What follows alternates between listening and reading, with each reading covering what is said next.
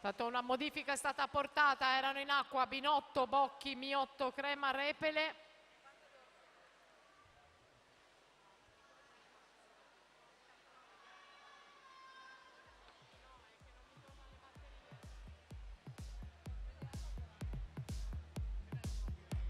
Erano in acqua Ferro, Zunic, Dalbenzio, Bassotto nella batteria precedente, con i risultati che vedono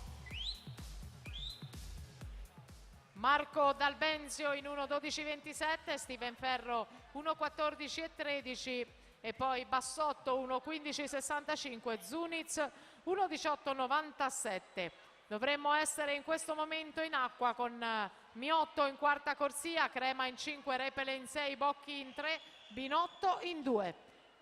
E tra poco partirà la Serie 2 con Tommaso Azzolini, Giulio Caranza, Alessandro Calcagni, Alberto Brunelli, Stefano Niceto, Joao Pedro Tumeleiro, Davide Mazzoccato e Simone Binotto.